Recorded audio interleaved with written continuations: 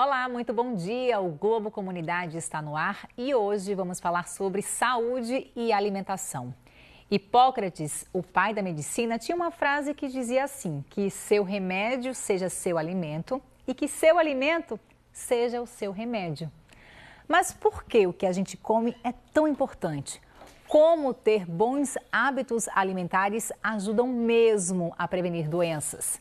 Nós vamos descobrir com nossos convidados de hoje, a médica especialista em longevidade, Leila Gonzaga, e também o gastro-especialista em endoscopia, Gerson Brasil. Bom dia para vocês. Obrigada por estarem aqui com a gente. Dia. Bom dia, Cláudia. Começando este domingo falando sobre alimentação, hábitos saudáveis. E aí eu gostaria que você falasse, doutora Leila, por que o alimento é tão importante, o bom alimento é tão importante para o nosso corpo? Hoje nós consideramos 4 pilares em relação à saúde, que está muito mais se voltando para a saúde preventiva, que nós chamamos a medicina integrativa. É o ser como um todo e ele precisa voltar um pouco à vida que nós tínhamos antes, com mais tranquilidade, menor nível de estresse, uma boa alimentação, dormir as horas adequadas para cada idade, que é bem importante em relação à saúde. Tem vários estudos demonstrando isso. E a saída do sedentarismo, uma prática de atividade física, inclusive em todas as idades, desde a criança até o idoso. Então, esses bons hábitos devem começar o mais cedo possível. O mais cedo possível, porque hoje nós mudamos muito nossos hábitos. As crianças ficam muito mais presas em casa, à frente da TV. E antigamente nós tínhamos as crianças na rua, brincando de bola e praticando atividade física naturalmente. Hoje, para você colocar uma criança numa atividade física, é preciso que você insista muito para que ela goste da atividade física, porque passa a ser um hábito que ela não tem mesmo, diferente de antigamente. A senhora falou desses hábitos saudáveis, dessas rotinas. Vamos falar um pouquinho sobre os alimentos ruins, os hábitos ruins, que de fato eles trazem para o nosso corpo, doutor. Verdade. A alimentação, se não feita de maneira regular e com cuidado, pode trazer um prejuízo enorme para o nosso organismo. O trato gastrointestinal, que é responsável por digerir e metabolizar todos esses alimentos que são ingeridos, eles podem padecer, seja o estômago, seja o esôfago, seja o intestino, quando essa alimentação não é feita da maneira apropriada. Tanto na qualidade do que é ingerido, como também pelo risco de contaminação desses alimentos.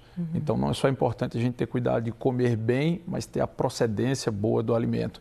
Então, a gente pode adoecer o organismo pelo fato de estar comendo mal, obesidade, hipertensão, diabetes, todas essas consequências, mas também as doenças, as gastrites, as gastroenterites infecciosas, a doença do refluxo, tudo isso pode surgir em decorrência da alimentação.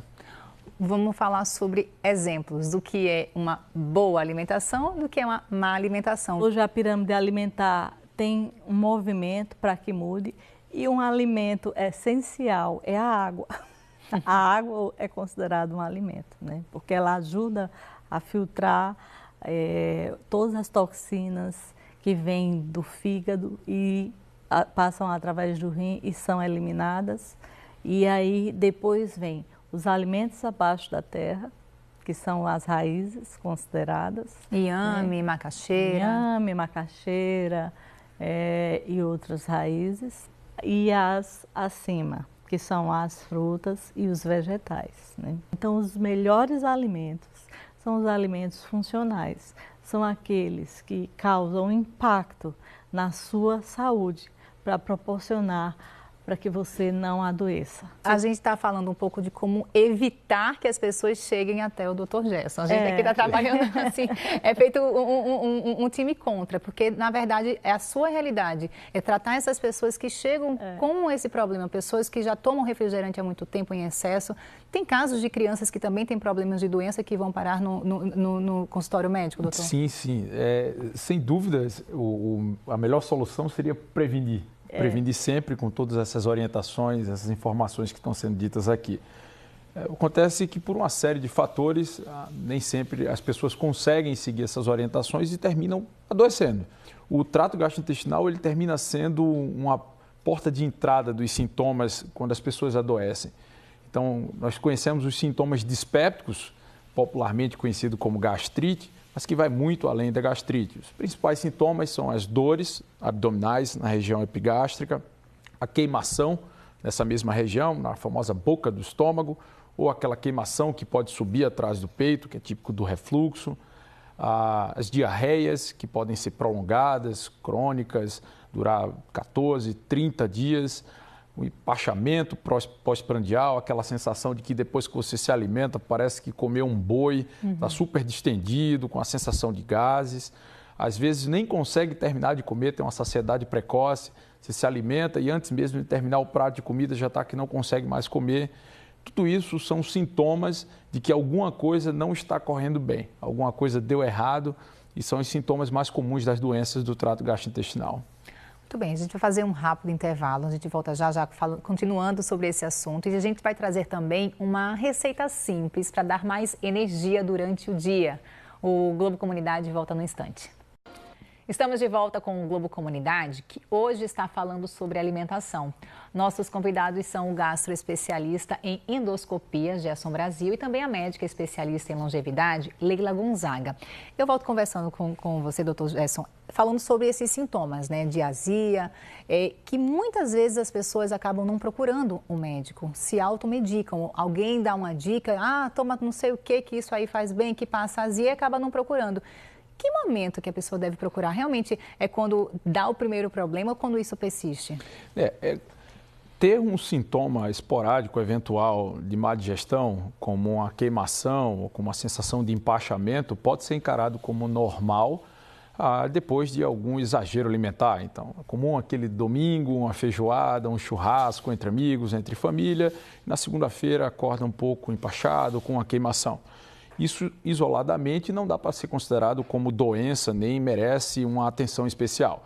Agora, quando esses sintomas passam a acontecer de maneira frequente, semanalmente, mais do que isso, tem impacto na qualidade de vida, incomodam o próprio paciente, significa que algo está errado. A pessoa pode ficar sem conseguir dormir? Exato. Seria isso? Dificuldade de dormir, dificuldade para ir ao banheiro, para trabalhar. Tudo isso pode acontecer por conta da intensidade desses sintomas. Então, quando a gente chega nesse ponto, é prudente, ao invés de ir na farmácia e pegar qualquer medicamento do balcão ou se consultar com o vizinho, com o familiar, é procurar um médico, um especialista na área, para contar esses sintomas e saber o que é que precisa ser feito. Porque pode ser o quê, por exemplo? Desses sintomas que nós estamos comentando, os mais comuns. Tá? Doença do refluxo, é aquela sensação que fica de queimação aqui atrás do peito ou da comida voltando, por conta do retorno do conteúdo do alimento do estômago para o esôfago. As gastrites, que comumente causam dor na região epigástrica. As úlceras, que também podem causar dor e queimação. Então, do trato digestivo alto, essas são as mais comuns. A gastrite, a úlcera e o refluxo. Todos podem causar sintomas relativamente parecidos.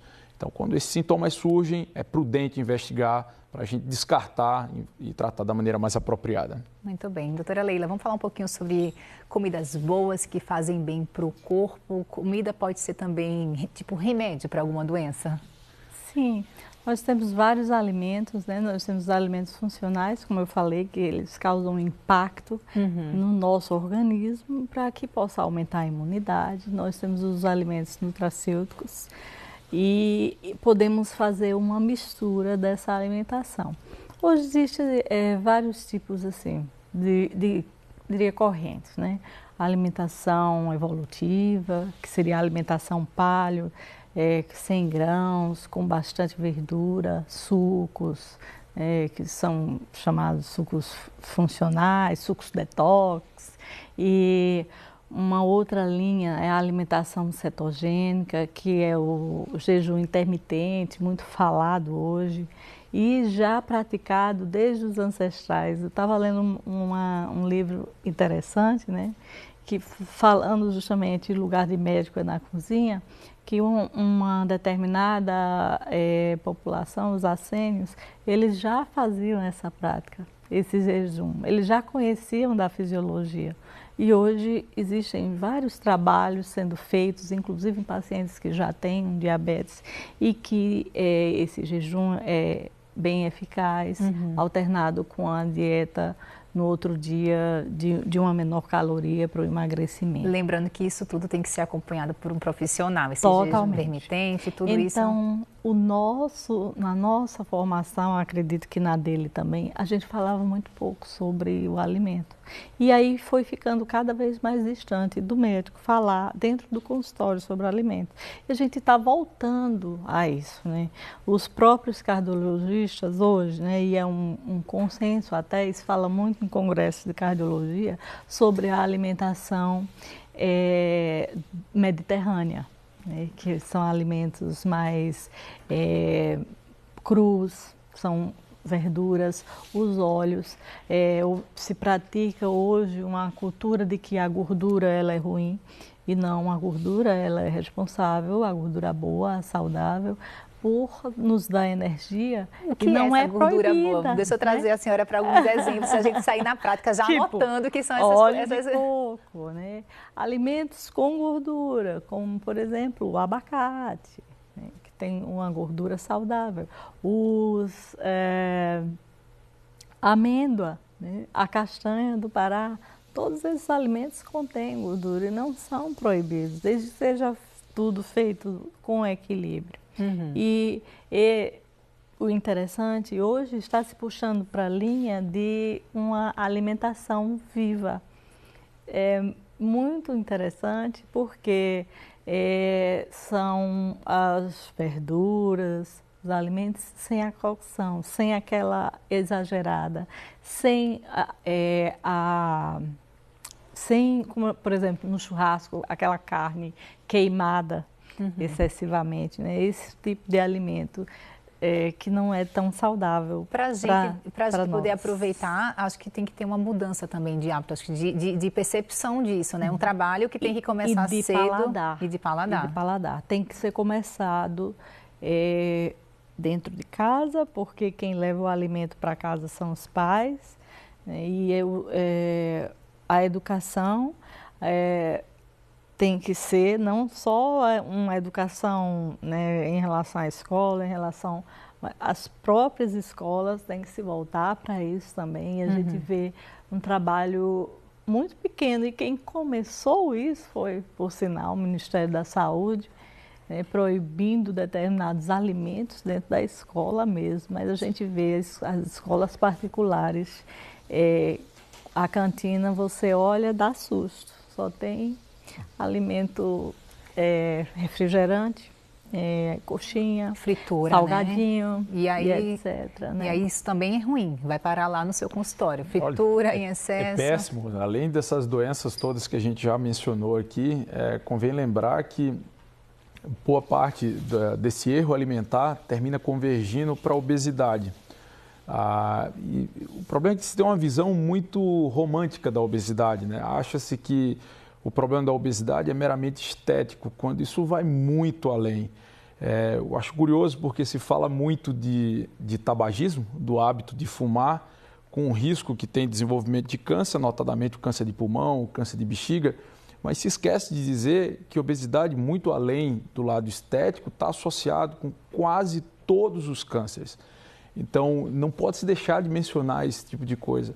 Não é uma questão estética, é uma questão de saúde pública. Problema de coração, tudo. Todas as doenças, e principalmente câncer. Quase todos os cânceres que você pegar, que você escolher, tem associação, o maior risco de desenvolvimento associado à obesidade. Algumas vezes a gente vê em excesso biscoito, leite, iogurte fermentado. A gente vê pessoas trocando, inclusive, a alimentação, essa alimentação completa de feijão por um pacote de biscoito. Alimentação em caixas, né? Inclusive, as pessoas dizem, não, porque comer bem não é acessível para muita gente, é caro.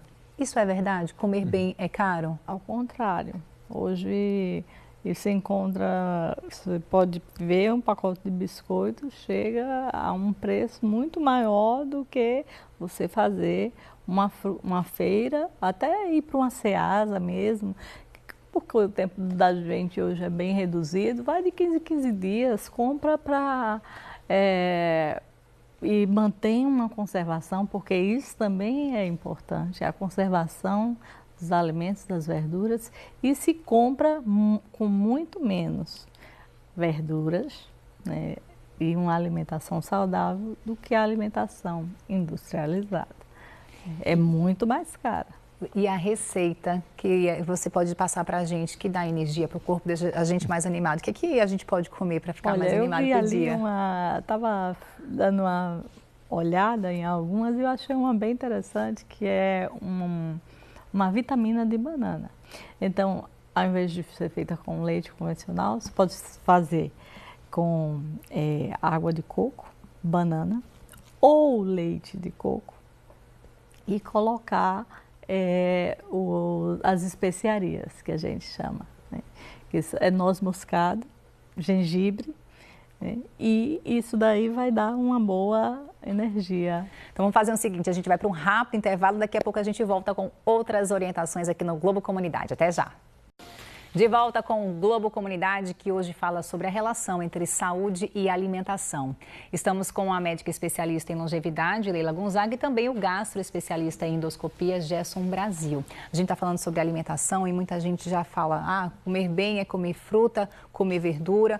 Muita gente nem gosta e aí acaba não comendo na tentativa, digamos, de não engordar, por exemplo. Que tipo de prejuízo uma atitude dessa pode trazer para a saúde dessa pessoa? Quem começa aí me respondendo? Pergunta para os dois. Veja, a solução não é essa. A solução não é não comer, né? A solução é comer bem. E comer bem passa por, além de escolher os alimentos, não tomar nenhum tipo de decisão equivocada. A gente comentava que com muita frequência a gente termina recebendo no consultório alguns pacientes desnutridos, com taxas de vitamina muito baixa, com queda de cabelo. Quando a gente vai tentar investigar e buscar a causa para isso, foi uma decisão equivocada de tentar ter uma boa alimentação, né? Retirando de maneira sistemática da alimentação alimentos que não deveriam ser retirados, como por exemplo a lactose, o glúten, dentre outros. Esses são apenas os mais comuns. Existem pessoas que têm doenças, como a intolerância à lactose, como a doença celíaca ou somente intolerância ao glúten. Nesses casos, quando identificados e diagnosticados, eles devem ser retirados da dieta, mas não de maneira sistemática, de maneira que todos os pacientes devam fazer isso independente de sintoma. Isso é um alerta que a gente deixa para escolher bem os alimentos, decidir, buscar uma orientação. Tá? Ao invés de ouvir o que o colega da academia, o que o vizinho falou, buscar orientação de profissionais hoje que se dedicam a isso, se dedicam a dar uma boa orientação dietética. O senhor falou sobre intolerância à lactose, vou abrir aqui um espaço para falar um pouco sobre o leite, porque são muitas informações sobre o leite. Tem gente que diz que o leite que hoje a gente tem no mercado, ele não é legal, que não faz falta para o organismo, para o corpo humano. Queria que vocês comentassem se isso é verdadeiro e também falar sobre o leite mesmo. Tem gente que diz que ele é inflamatório, tem gente que... Queria que vocês comentassem um pouco. O leite que nós usamos, né, que é o leite, né, mais comumente o leite de vaca. O que acontece? Até os 2 anos, nós necessitamos de leite, né? E cada animal, na sua espécie, necessita por um período desse tipo de alimentação. Depois dos 2 anos, nós podemos substituir esse leite, né? E não necessariamente também deixar de tomar leite. Podemos tomar leite, uma opção são os leites de vegetais, leite de arroz, o leite do inhame. Por quê? O leite de vaca, qual é o problema? A lactose é o açúcar do leite, né? E além da lactose, o leite da vaca, ele contém outros proteínas, que são proteínas estranhas e que não são adequadas mais para o nosso organismo, e aí isso pode provocar uma alergia alimentar, não à lactose, mas às proteínas do leite. entende? Então, por isso que se pede. Não, tudo bem, pode tomar o seu leite. Tem gente que, não deixe sem o meu leitinho.